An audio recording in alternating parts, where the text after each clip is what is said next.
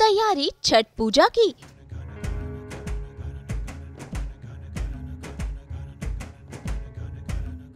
छठ पूजा के लिए खास श्रृंगार।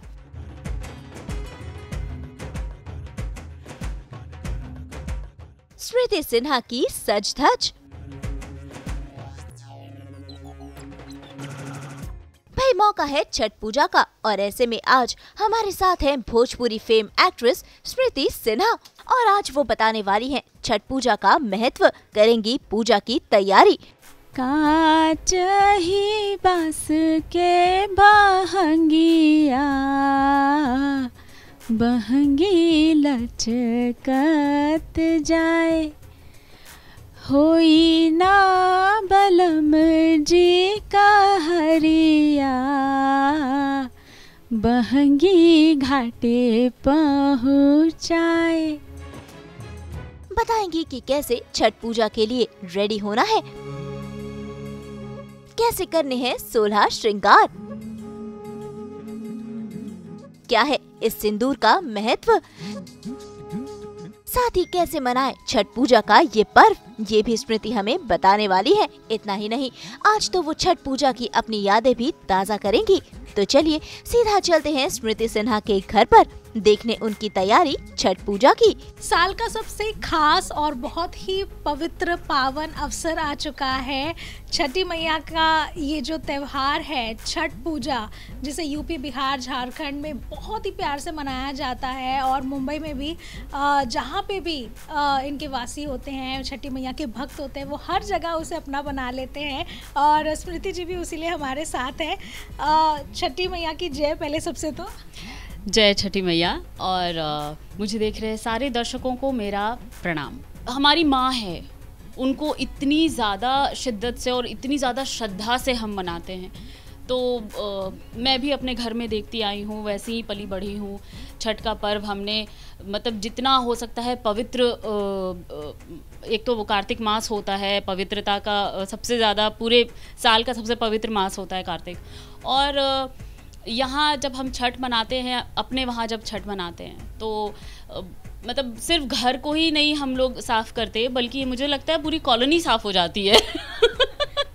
बिल्कुल, जहाँ जहाँ से व्रती जाने वाली होती हैं घाट पर, वो पूरा धो करके साफ़ किया जाता है। तो इतनी श्रद्धा और इतनी शिद्दत है लोगों को छठ के प्रति। और मैं यहाँ ऐड करना चाहूँगी कि मतलब हमारे जो प्रधानमंत्री हैं श्री नरेंद्र मोदी जी, इन्होंने यूनेस्को में भी अपील की है छठ महापर्व को एक स्पेशल जगह देने की, कल्चरल, चूँकि ये कल्चरली बहुत ज़्यादा हाई है छठ महापर्व, तो उसके लिए आपको बहुत बहुत धन्यवाद। जैसा कि हम लोग अपने यहाँ, चूँकि ज़्यादातर जो सुहागन महिलाएं होती हैं वो लोग छठ करती हैं अपने परिवार के लिए, अपने बच्चों के लिए, तो उस दिन ना ऐसा 16 श्रृंगार करती हैं बिल्कुल। और वो जो 2-3 दिनों से बिल्कुल व्रत में रहती हैं, तो एक अलग ही ग्लो आता है उनको, मतलब वो अनमैचेबल वो है पीरियड होता है। और उस टाइम पे आप दूर से ही देखकर आप समझ जाओगे कि ये व्रती हैं, क्योंकि उनके अंदर का ग्लो ही बहुत अच्छा आता है। लेकिन चलिए, अच्छा है इस महापर्व में हम लोगों को, जैसे आपने बोला गाने का, तो वो जो गीत होता है वो भी बहुत अहम रोल प्ले करता है, छठ गीत। एंड वो माहौल बनाने में बड़ा काम आता है। जो हम शारदा सिन्हा जी के गीत सुनते हैं और बाकी भी हमारे जितने गायक हैं उनके गीत सुनते हैं, तो एक अलग माहौल बन जाता है। और सब क्या होता है ना, सब काम कर रहे होते हैं उस समय, तो उनको एक इंसेंटिव मिल जाता है, एक मोटिवेशन मिल जाता है। बिना किसी देरी के अब हम सीखेंगे आपसे, यानी एक्सपर्ट से, कि किस तरह से छठ के पर्व पर तैयार होना चाहिए। क्योंकि जो तैयार होने का इम्पोर्टेंस है, चाहे सिंदूर लगाना हो, 16 श्रृंगार करना हो, हर महिला को बहुत ही वैसे भी खूबसूरत बनाता ही है, और लेकिन इस अवसर पर और भी ज़्यादा उनका एक निखार देखने को मिलता है। तो वो आज हम आपसे सीखेंगे।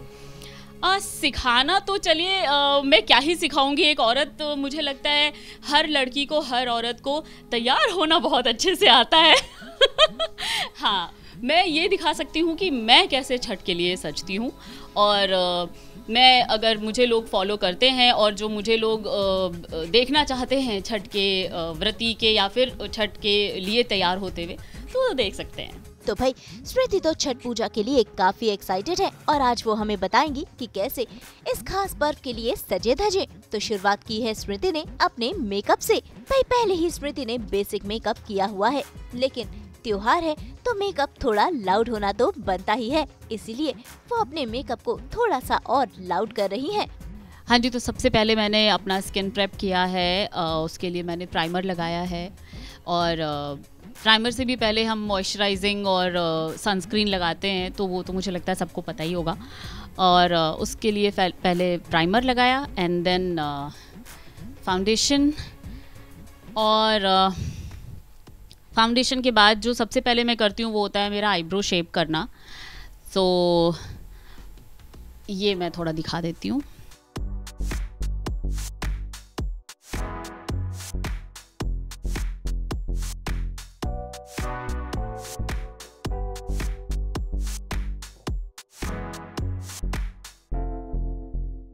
फिल कर लेते हैं अच्छे से, एक अच्छा शेप दे लेते हैं, जो भी आपके फेस का आईब्रो का शेप है वो। और मुझे जो सबसे ज़्यादा पसंद है मेरी फेस में तो वो है आईब्रोज़, वो बिल्कुल सही होना चाहिए, तो उसमें मेरा कोई कॉम्प्रोमाइज़ नहीं होता है, आईब्रो मुझे चाहिए ही चाहिए। आपकी आँखें? हाँ, ऑफ कोर्स आँखें। तो आँखों के लिए आई विल मैं काजल लगा लेती हूँ, थोड़ा सा अच्छे से भर के लगाती हूँ मैं काजल।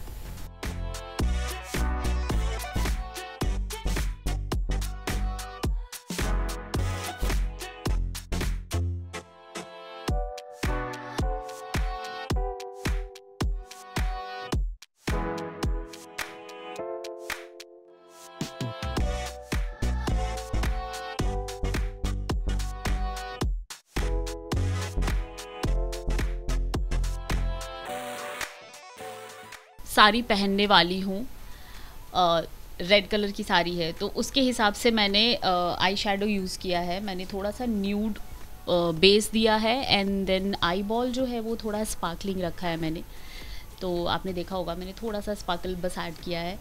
और आई लाइनर थोड़ा टफ होता है मेरे लिए इसीलिए मैं जो ट्रिक यूज़ करती हूँ वो ये कि जो अपर आई वो होता है लाइन, उसके ऊपर मैंने अंदर से काजल लगाया है एंड देन नीचे वाले आई लाइन्स पे भी मैंने काजल लगाया है, तो उससे एक कंप्लीट आई का शेप आ जाता है।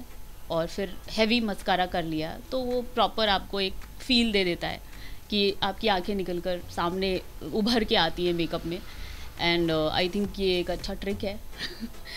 तो अब हमने भर के काजल लगा लिया, मस्कारा लगा लिया, अब हम लगाएंगे लिप लाइनर। तो लिप्स को लाइन करना बहुत ज़रूरी होता है, बिकॉज़ कई बार ऐसा होता है हम सिर्फ लिपस्टिक लगा लेते हैं बट वो थोड़ा ऊपर नीचे हो जाता है, तो अगर लिप लाइन की हुई रहती हैं आपकी, अच्छे डिमेंशंस दिखते हैं लिप्स के।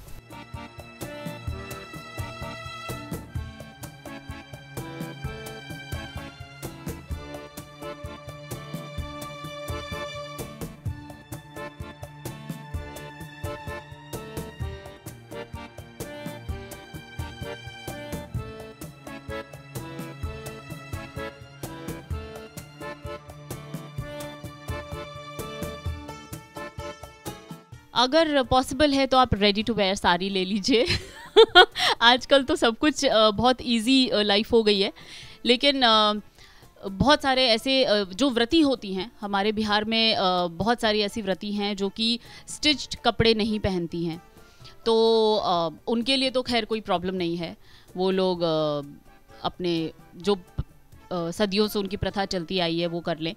बाकी जो ऐसे हैं जो लोग घाट पर जाना हो और जल्दी जल्दी, तो हल्की साड़ी रखें और रेडी टू वेयर रखें तो बहुत अच्छा है।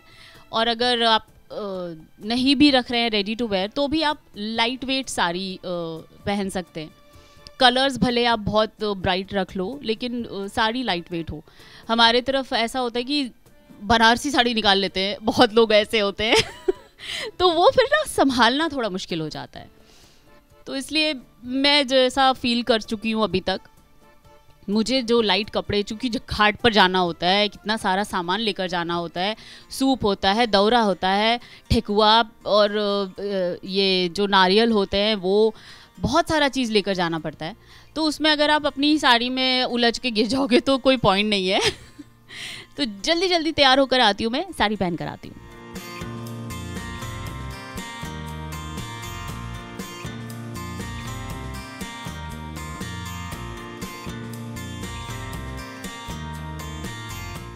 तो भाई स्मृति का मेकअप हो गया और मेकअप करते करते उन्होंने दी है मेकअप की कुछ खास टिप्स भी। इतना ही नहीं, वो तो ये भी बता रही हैं कि त्योहार के दिन क्या आउटफिट पहने जो कंफर्टेबल भी रहे और त्योहार फ्रेंडली भी।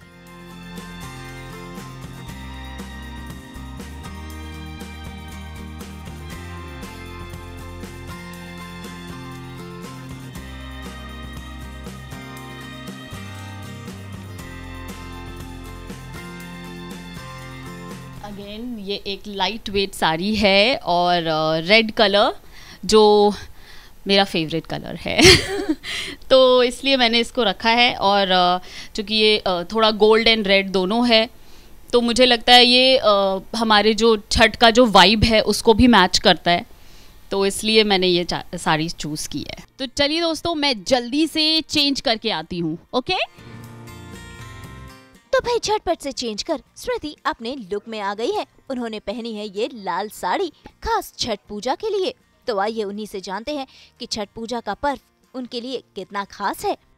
हाँ, तो जैसा आप देख सकते हैं कि मैंने साड़ी पहन ली है और रेड कलर जो है वो बहुत ही वाइब्रेंट और बहुत ज़रूरी कलर है छठ के लिए। ऑरेंज, रेड, येलो, ये सारे कलर्स, चूँकि एक सुहागन का वो होता है ना, ये कलर्स बहुत ज़्यादा इम्पोर्टेंस रखते हैं, सिंदूरी कलर, तो इसलिए मैंने रेड चुना था। और अब मैंने बाल बना लिए हैं, गजरा लगा लिया है मेकअप इज़ डन। और अब मैं थोड़ी बहुत ज्वेलरी पहनूंगी जो कि हमारे 16 श्रृंगार में इंक्लूड होगा। तो मैं स्टार्ट करती हूँ चूड़ियों से।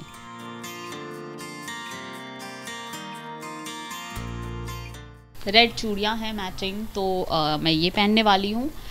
और मांग टीका है, मांग टीका पहनूंगी। ये गले का हार है, तो ये मुझे लगता है थोड़ा सिंपल रखें तो ज़्यादा अच्छा है, बिकॉज़ एज आई सेड कि बहुत काम करना पड़ता है। तो light jewellery, light makeup and light clothing. झुमका मैं ट्राई करूँगी कौन सा वाला पहनूँ झुमका तो थोड़ा रख सकते हैं ना हैवी। ये आप लोग बताओ कौन सा पहनूं, ये पहनूं?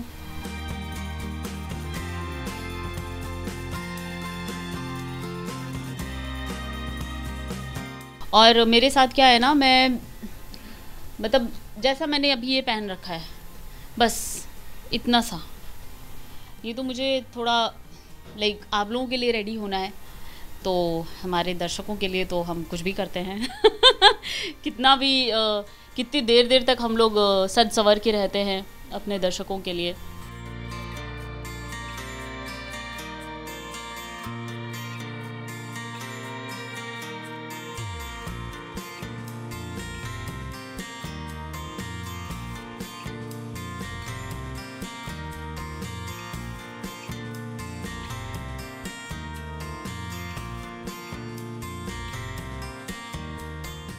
मैंने ऑप्शंस दोनों रखे हैं, ये भी रखा है और ये डिब्बी भी रखी है सिंदूर की। तो पहले चूँकि वो नाक से लगाने वाला ना, इससे बहुत इजी होता है तो हमें एक अच्छी लाइन मिल जाती है, then I fill it with the powder. हाँ, वो मैं कर लेती हूँ। मान्यता वो ऑरेंज सिंदूर एक्चुअली ये होता है कि जो सुहागन होती है ना, हमारे यहाँ जो जब सिंदूर दान होता है शादी के टाइम पे, तो वो जो सिंदूर होता है ना, वो एक्चुअली रेड नहीं होता है, उसका कलर वो रियल सिंदूर का कलर अलग होता है, वो हल्का ऑरेंजिश होता है। तो उसका चलन है, क्योंकि मतलब अपनी जो सुहागन के जो सिंदूर का दान का जो वो होता है सिंदूर, उससे टिकते हैं सिंदूर, तो उसके लिए वो लोग ऑरेंज सिंदूर लगाते हैं सारे व्रती। तो मुझे लगता है कि वो जब हम लोग जो व्रती अपने हाथ में रखती हैं, वो इतना बड़ा सा ऐसा मिट्टी का बर्तन रखती हैं, एंड देन उससे ही सारे लोग उनको भी सिंदूर लगाते हैं, और फिर सूप में भी सिंदूर लगाते हैं उसी से, तो वो ऑरेंज सिंदूर वाला होता है। जो पहला दिन होता है वो होता है कद्दू भात। तो कद्दू भात वाले दिन जो व्रती होती हैं वो अपने हाथ से जिस कमरे में उनको छठ पूजा करनी होती है, वो उसी कमरे में खुद से आग जलाकर, खुद से वो चूल्हा बनाकर, आग जलाकर उस पर ही वो बनाती हैं। कद्दू की सब्ज़ी बनती है, चने का दाल बनता है, और भात मतलब चावल बनता है। और बहुत सारे अगर एडिशन में कुछ अगर आप लोगों को चाहिए, लोगों को हमारे यहाँ तो पकौड़े वकौड़े बनते थे कुछ कुछ तो वो सब बनते हैं। और वो पहले पूजा जाता है छठ माँ को, उसके बाद सबको एज प्रसाद खिलाया जाता है। और सबको खिलाने के बाद मैंने देखा है मेरे यहाँ जो मम्मी नानी वगैरह करती थी छठ, तो वो लोग तब खाते थे। और उसके बाद चूँकि उनको 3 दिन तक निर्जला व्रत करना होता है, तो वो ही एक दिन है जो वो थोड़ा बहुत कुछ खा सकती हैं, और वो भी पूरे दिन का उपवास रहकर।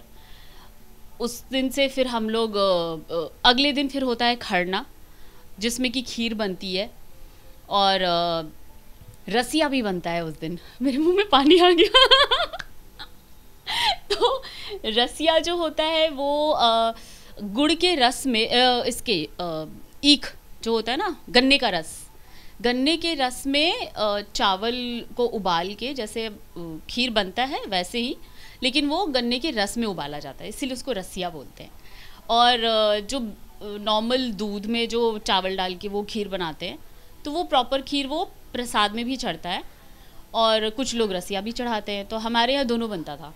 हमारे यहाँ पूजा रूम के अंदर जो माँ बनाती थी वो बनाती हैं ये दूध वाली खीर, और बाहर हम लोग बनाते थे रसिया तो वो बनता है, और साथ में पूरी बनती है। तो ये सब बना करके अगेन वो लोग छठ माँ को पूज करके, और 5 या 7 वो रखते थे, प्रसाद चढ़ाते थे 7 जगह या 5 जगह पर, मुझे एग्जैक्टली याद नहीं है नंबर, लेकिन शायद 5 ही था। तो 5 इसमें चढ़ाते थे, और उनको पूज के ही थोड़ा सा जो खीर और वो कुछ बाद में खाती हैं, तो वो भी खाया नहीं जाता उन लोगों से। उस टाइम का उस टाइम की चीज़ मुझे याद है कि जब मम्मी लोग पूजा कर रही होती थी, तो बिल्कुल पिन ड्रॉप साइलेंस रखना पड़ता था, क्योंकि अगर उनके कान में कोई भी आवाज़ चली गई तो वो लोग जितना भी खाई हो, चाहे वो निवाला यहाँ तक ही क्यों ना आया हो, वो उधर ही रुक जाएंगी। अगर उनके कान में आवाज़ चली गई तो वो फिर नहीं खा पाएंगी। तो ये एक आई डोंट नो वो हर जगह होता है कि नहीं, लेकिन हमारे यहाँ तो होता था। तो हम इस चीज़ का हमेशा ध्यान रखते थे कि चाहे कुछ भी हो जाए, अगर दरवाज़ा बंद हो गया पूजा रूम का, दैट मीन्स वो लोग पूजा स्टार्ट कर चुकी हैं, तो फिर जो जहाँ पर भी है वो उधर ही रहे और शांत रहे बस तो ये एक अलग सी चीज़ मुझे याद है खरना के दिन की। और उसके बाद आता है पहली अरग का दिन। तो खरना के रात से ही हम लोग इनफैक्ट ठेकुआ बनाना शुरू कर देते थे, क्योंकि बहुत ज़्यादा बनता था, बहुत ज़्यादा मात्रा में बनता था। क्योंकि छठ का प्रसाद ऐसा है जो भी जिसके भी कान में ये जाता है ना, ये बात जाती है कि मुझे छठ अगर मेरे यहाँ होता है तो मुझे प्रसाद देना ही है। तो इस चक्कर में इतना ज़्यादा बनता था हमारे यहाँ ठेकुआ कि हम 2 दिन तक ठेकुआ ही बनाते रहते थे। खरना की रात से स्टार्ट करते थे, और मम्मी लोग तो उनको मतलब ये करते थे कि नहीं, जो व्रती हैं वो लोग थोड़ा आराम करें, हम लोग ये करेंगे। तो वो बाहर ही आता था। लेकिन जो प्रसाद में जो सूप में चढ़ने वाला ये है, वो पहली अरग के सुबह से स्टार्ट होगा, और उस दिन बिना खाए पिए सबको लगना पड़ता था। 5 बजे नहीं, 4 बजे उठ के घाट पहुंच जाते थे हम लोग, माथे पर दौरा लेकर मुझे याद है हम लोग छोटे छोटे थे, और हम लोग ना इसकी लड़ाई होती थी कि कौन लेकर जाएगा सिर पे अपने, तो जो जो हल्का वाला दौरा है मम्मी को पहले बोल के रखते हैं, मम्मा एक दौरा ना थोड़ा हल्का रखना, वो मैं लेकर जाऊंगी।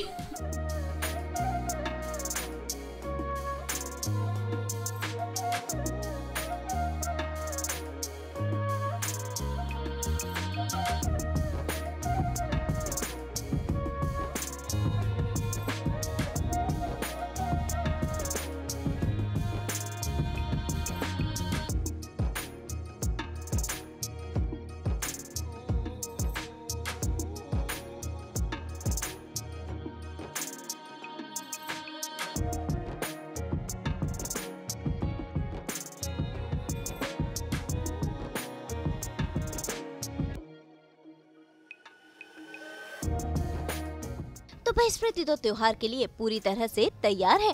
वैसे आपको बता दें कि भोजपुरी इंडस्ट्री में सबको एंटरटेन करने के बाद स्मृति अब नजर आ रही हैं मराठी फिल्म में, जिसका नाम है मुसाफिरा, जिसके बारे में स्मृति खुद हमें बता रही हैं। सबसे पहले तो मेरे सारे दर्शकों को मेरा प्रणाम।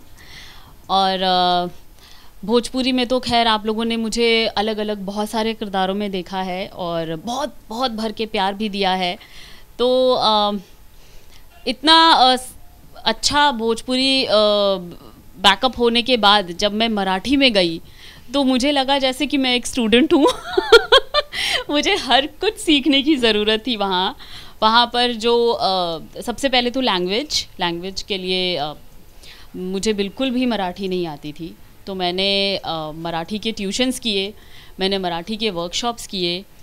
एंड देन वर्कशॉप में चूँकि वो उन लोगों का पैटर्न ही यही है काम करने का, वो चाहे आप कितने भी बड़े स्टार हो या कितने भी न्यू कमर हो, वो हर किसी के साथ इतने ही शिद्दत से काम करते हैं। और वो वहाँ का ये जो कल्चर है ना, वर्क कल्चर, मुझे बहुत पसंद आया। और मुझे लगा कि हमारे इंडस्ट्री को भी सीखना चाहिए कि अपने प्रोजेक्ट को आप कैसे टाइम देते हो, क्योंकि इतना सारा पैसा लगा रहे हैं तो फिर एटलीस्ट अगर आप प्लानिंग के साथ और टाइम दे करके वर्कशॉप्स करके अगर आप फ्लोर पर जाओ तो मे बी और अच्छी फिल्म बना पाओ।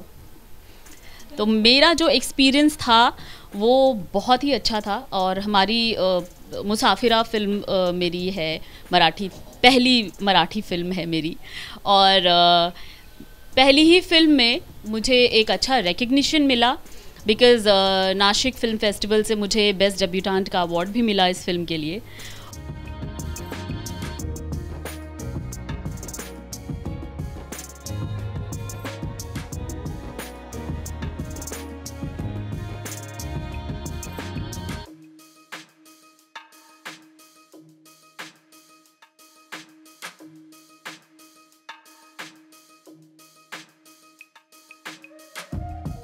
वैसे स्मृति का पूरा श्रृंगार लगभग हो चुका है, लेकिन छठ पूजा के लिए एक स्पेशल चीज अभी बाकी है, जो कि है ये सिंदूर, जो नाक से लेकर मांग तक लगाया जाता है। और यही है इसकी खासियत।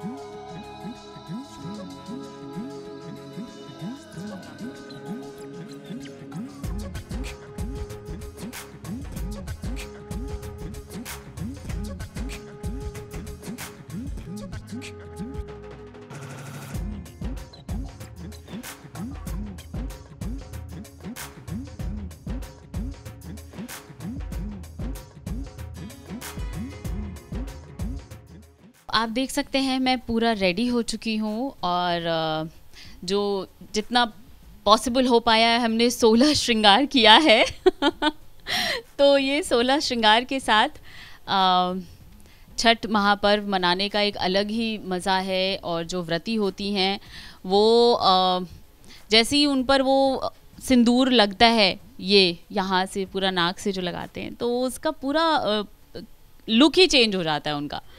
तो तब लगता है कि हाँ अब हम छठ कर रहे हैं तो जाते जाते मैं आप सबको एक छठ का सॉन्ग थोड़ा गुनगुना देती हूँ। ऐसे तो मुझे आता नहीं है गाना।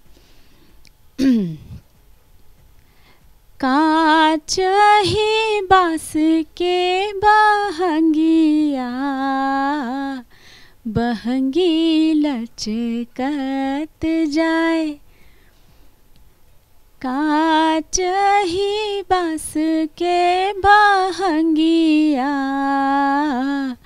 बहंगी लचकत जाए। होई ना बलम जी का हरिया, बहंगी घाटे पहुँचाए। होई ना बलम जी का हरिया,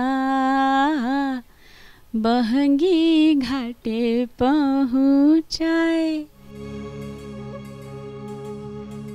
वो कह रही है कि जो कच्चा बांस का जो बहंगी है वो ऐसा लचकता है जब हम लेकर चलते हैं उसको तो और उसके लिए वो कहार जो है वो मतलब होई ना बलम जी कहरिया, मतलब अब कहार को बुलाना नहीं हो पा रहा है तो आप ही लेकर चलिए घाट तक। तो बहुत ही प्यारा सॉन्ग है और मेरे तो गूज़बम्स आ गए गाते गाते ही तो आप सबको मेरी तरफ से छठ महापर्व की बहुत सारी शुभकामनाएं।